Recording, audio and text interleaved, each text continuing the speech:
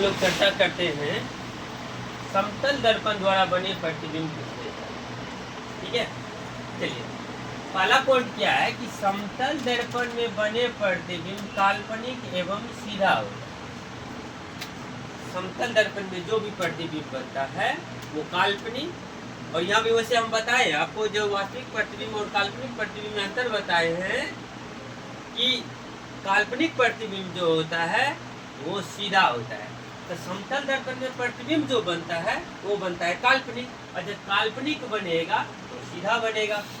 दूसरा पॉइंट ये है कि प्रतिबिंब वस्तु के समान आकार का होता है। मान लीजिए अगर ये समतल दर्पण है, ठीक है, ये समतल दर्पण है, अगर यहाँ पर हम बिंब रख रहे हैं, ठीक है, ये बिंब है, अगर ये 5 सेंटीमीटर का रख रहे हैं तो प्रतिबिंब जो बनेगा वो भी बनेगा 5 सेंटीमीटर का ही। तो कहने का मतलब ये प्रतिबिंब वस्तु के समान आकार का होता है। अगर 5 सेंटीमीटर का वस्तु है तो प्रतिबिंब भी 5 सेंटीमीटर का ही बनेगा। अगर वस्तु 10 सेंटीमीटर का है तो प्रतिबिंब भी 10 सेंटीमीटर का ही बनेगा। ठीक है, आगे बढ़ते हैं। पर इसमें बने प्रतिबिंब दर्पण के उतना ही पीछे बनता है जितना आगे बिंब को रखा जाता है।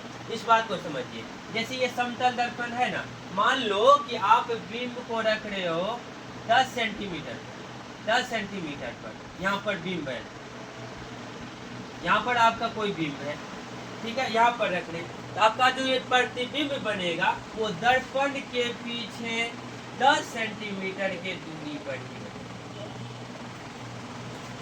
इसे सुनिए क्या करें, जितना आगे आप दर्पण के जितना आगे आप वस्तु को रखेंगे ना उतना ही दर्पण के पीछे उतना ही दूरी पर बनेगा प्रतिबिंब। चलिए ये भी समझ गए होंगे।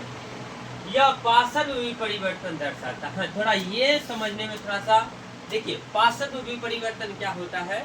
पार्श्व परिवर्तन होता है, आप अगर समतल दर्पण में देखेंगे, दो घर में जो आईना यूज करते हैं तो आपको लगेगा पिंपल्स आपको इसमें खुदिया रहे हैं तो लगेगा कि हम इस गाल में खुदिया रहे हैं। ये होता है, ये आप दर्पण के सामने कभी खाना इस हाथ से खा रहे हैं ना, लगेगा कि हम इस हाथ से खा रहे हैं। यही होता है पार्श्व परिवर्तन, मतलब दायां भाग बायां नजर आता है और बायां भाग दायां नजर आता है। तो आशा करते हैं कि आप लोग समतल दर्पण में बने प्रतिबिंब की विशेषता अच्छा से समझ गए होंगे।